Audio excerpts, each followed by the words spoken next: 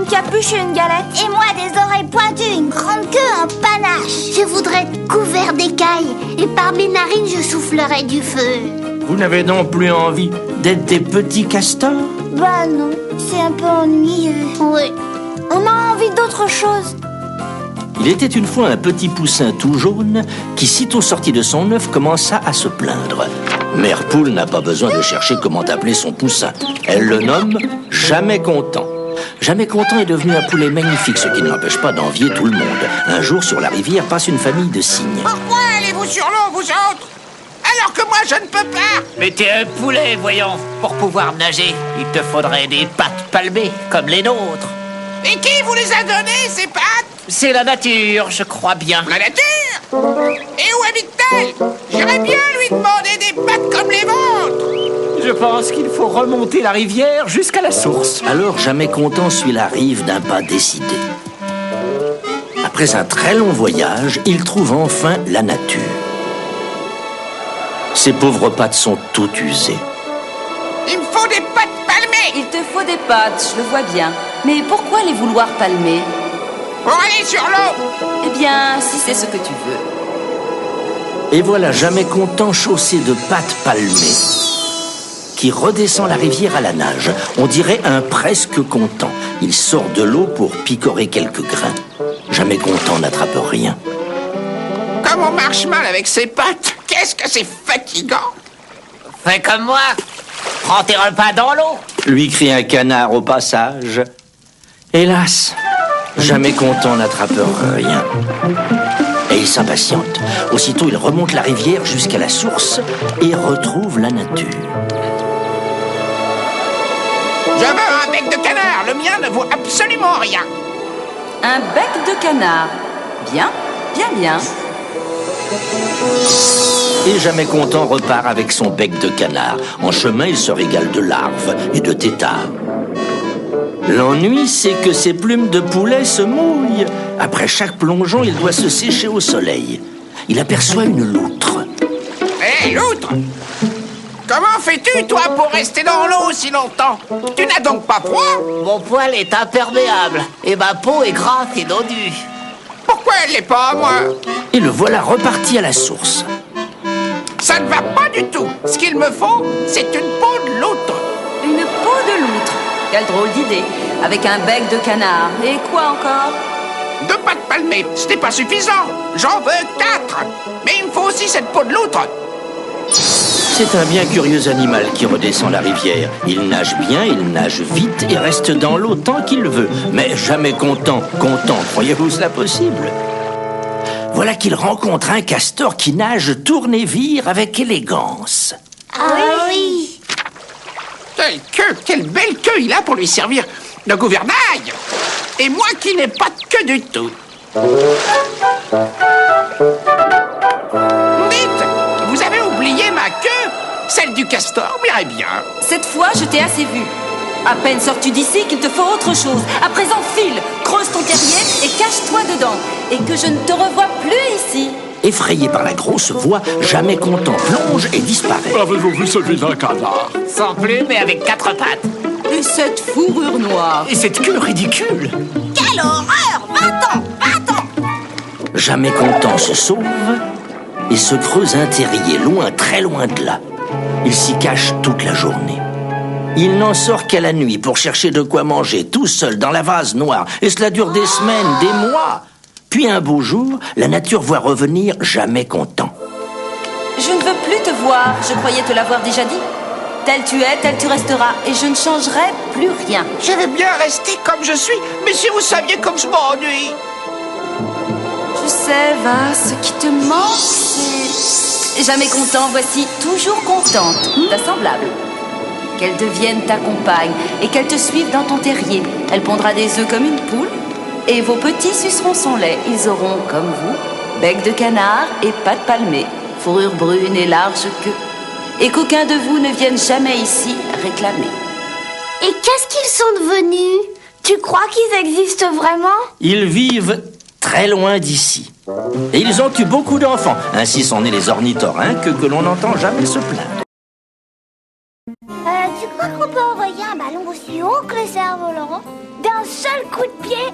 Oh, c'est pas possible. Si on est très fort. Ça me rappelle l'histoire d'un chien qui avait mal aux dents. Mais ça n'a rien à voir. Écoute néanmoins cette histoire.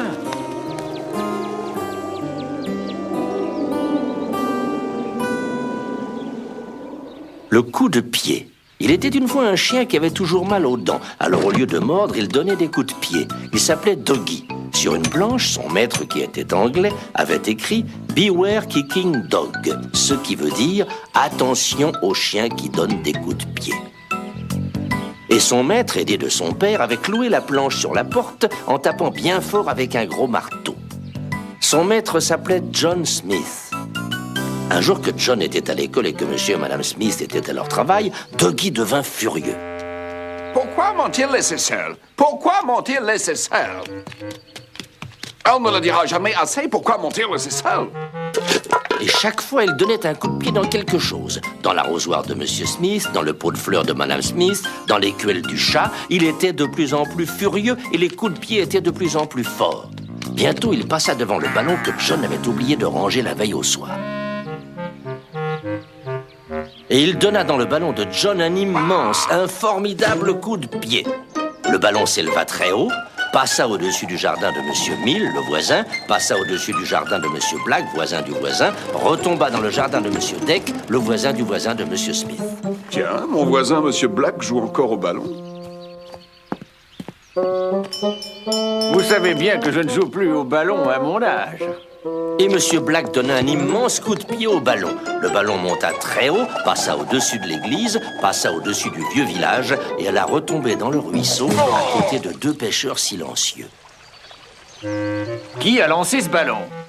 Si c'est une farce, elle est de très mauvais goût. Ah ah, tu ne veux pas te montrer? Eh bien, tu iras le chercher, ton ballon. Et le pêcheur donna un immense coup de pied dans le ballon qui s'éleva très haut, passa au-dessus des prés, des haies, de la dernière maison du village et retomba sur le terrain de sport où les écoliers étaient en train de jouer au foot. Vous n'avez pas le droit de jouer avec deux ballons. Et le professeur donna un vigoureux coup de pied dans le ballon, qui s'éleva très haut, passa au-dessus des fils électriques, repassa au-dessus de la dernière maison du village, qui maintenant était la première, et retomba devant les pattes du cheval de monsieur Deck, qui tirait un chariot de fou.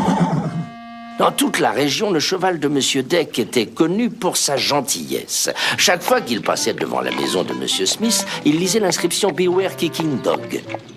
Et celle-ci finit par lui donner des idées.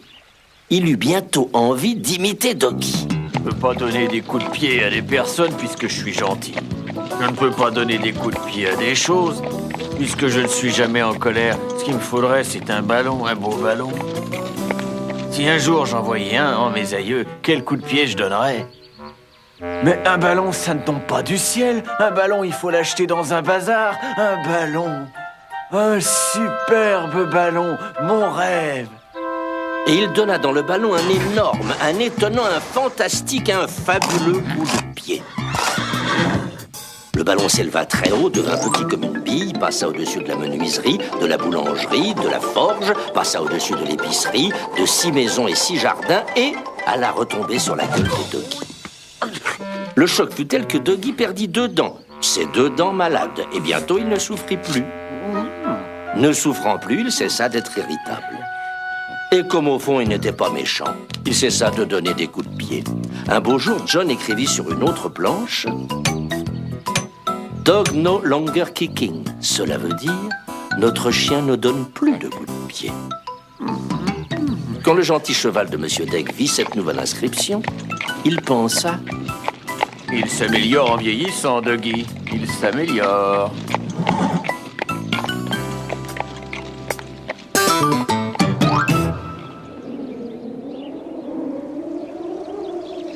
Regarde notre cerf-volant, on le voit presque plus. On arrive au bout de la ficelle. Si je lâche, il est perdu. Eh oui, Oh non. il tombera tellement loin d'ici qu'on aura peu de chance de le retrouver. Ça c'est vrai. On pourra en construire un autre. Regardez, le vent tourne à la tempête. Oh. Hé, aidez-moi, j'arrive plus à le ramener. Attends. Oh, allez, tous ensemble. Tournez. La ficelle a Il disparaît, il est perdu. Peut-être pas. Je ne pas ce que vous. Alors, les enfants, comment allez-vous? Ça va pas du tout. Elle grogne depuis ce matin. Elle a perdu sa poupée. Allons, elle doit bien être par là. On a fait les lits à fond et on n'a rien trouvé. On va ranger la chambre. Mais c'est impossible. On est en train de jouer. Tu vois, il veut Hein? pas m'aider. Alors, écoute bien mon histoire. Le mouchoir de Benjamin. Benjamin habitait avec maman et papa Lapin, monsieur et madame Radirose. Du fond du terrier, souvent Benjamin appelait. Maman, où es-tu? Je suis là, mon petit lapin. Dans la cuisine, je prépare le repas. Maman, où es-tu? Je suis là, mon petit lapin, dans la chambre. Je secoue la couette de ton lit. Maman, où es-tu? Dans la salle à manger, mon petit lapin. Je mets le couvert. Benjamin trottinait derrière maman et ne la quittait pas d'une longueur de patte.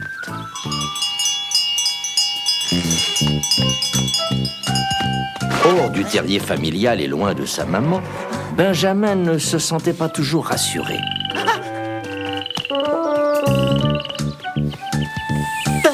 Le monde est peuplé de créatures si diverses. Aussi Benjamin gardait-il au fond de sa poche un mouchoir, un petit mouchoir brodé qui avait l'odeur de maman lapin.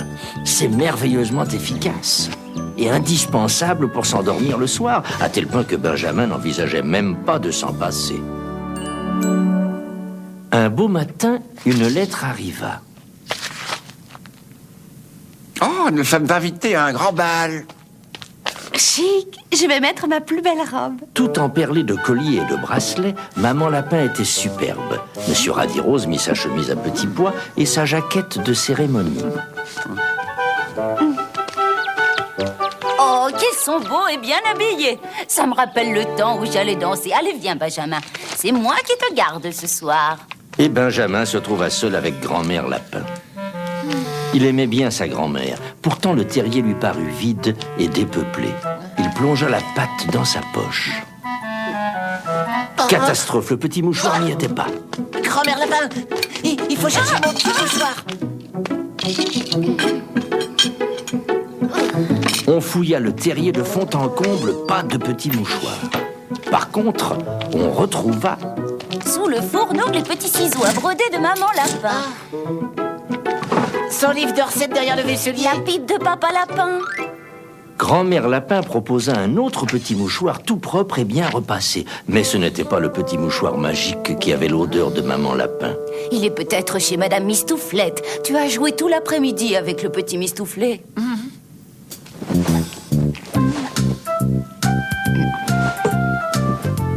Pas de petit mouchoir.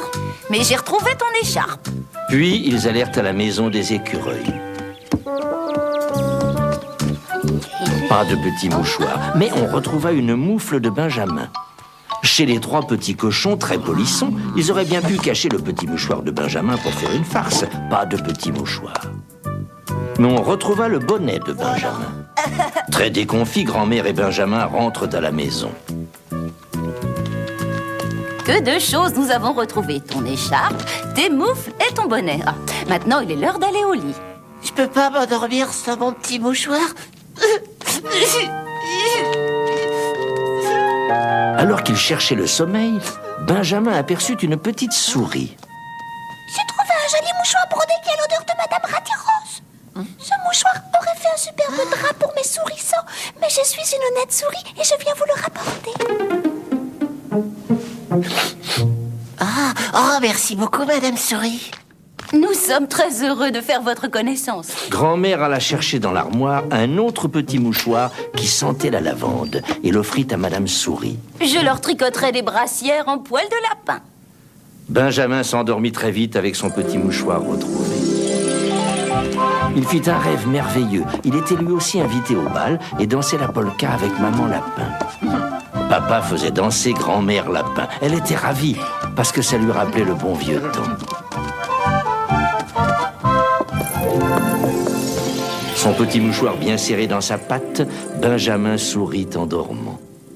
Père Castor, est-ce que tu allais au bal quand tu étais jeune? Est-ce que tu dansais la polka? Je voudrais que tu m'apprennes à danser.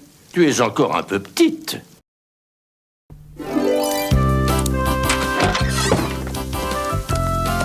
Ce soir, je voudrais entendre une histoire dramatique. C'est quoi, grammatique? Dramatique. C'est quand il y a plein d'ennuis. Oh, flûte, j'aime pas du tout ça. Une histoire qui fait peur. On n'ose même plus écouter. Mais souvent, tout s'arrange à la fin. Parfois, ça s'arrange pas du tout. Alors, je voudrais, s'il te plaît, une histoire tout à fait dramatique. Le joueur de flûte. La veille de Noël, au sommet du grand donjon de Hamelin, le guetteur attendait l'heure de la relève. Il faisait un froid terrible. Soudain, il demeura stupéfait. Seigneur, qu'est-ce que c'est que ça? Voyons, ce ne sont pas des loups. On les entendrait hurler. Sainte-Hermeline, des rats. Il y en avait des millions venant du fond de l'horizon comme un fleuve, grimpant les uns sur les autres, couinant et culbutant. Ils inondèrent les fossés, escaladèrent les murailles, bousculèrent le gué sur leur passage. Et partout à la fois, ils passaient sous les portes, ils grimpaient le long des gouttières, dégringolant par grappes dans les cheminées, tandis que les bourgeois affolés empoignaient pour se défendre tout ce qui leur tombait sous la main. Les dames de la ville, juchées sur les tables parmi les pots renversés, secouaient leurs jupes et poussaient des cris à faire tomber les maisons. Ah, ils s'en souviendront longtemps, les Hamelinois, de ce réveillon-là. Dévorant tout, les soupes, les andouilles, les dindes fourrées aux truffes, les rats ne laissèrent pas de quoi nourrir une puce. Le lendemain, les rats étaient toujours là, sous les lits, dans les armoires, au fond des poches. Un rat dans vos pantoufles? Sous l'escabeau. Dans votre bonnet. Vous ouvriez un tiroir, 10, 20, 100, des armées de rats, un cauchemar de rats. On en prit bien quelques centaines dans les pièges. Mais sur le nombre, ça ne se voyait pas. J'aurais avalé du poison comme si j'étais de la confiture. Bientôt, les rats diaboliques recommencèrent à crier famine et se mirent en quête de victuailles. Il n'y eut ni cave, ni cellier, si bien verrouillé fut-il qu'ils ne reçut leur visite. Farine, jambon, lard, épices. Toutes les provisions d'hiver y passaient. Et quand il n'y eut absolument plus rien, ils se mirent à dévorer le reste. D'abord, les harnais et les chaussures. Puis les édredons et les boutons de culotte. Jamais de mémoire d'homme on n'avait connu pareille désolation. Avis à la population, le bourgmestre promet une récompense de 50 florins à qui délivrera la ville des rats. Qu'on se le dise. Ce fut le matin du 3e jour qu'il entra dans la ville. C'était un grand homme maigre, avec de longs cheveux plats, noirs comme du jais et coiffé d'un chapeau vert. Que veux-tu? On m'a dit qu'il y avait 50 florins à gagner pour qui vous débarrasserez des rats. C'est vrai, parle. 50 florins d'or? D'or, parle. Vous pouvez préparer le sac. Quoi, tu... Mais l'autre ne l'écoutait plus.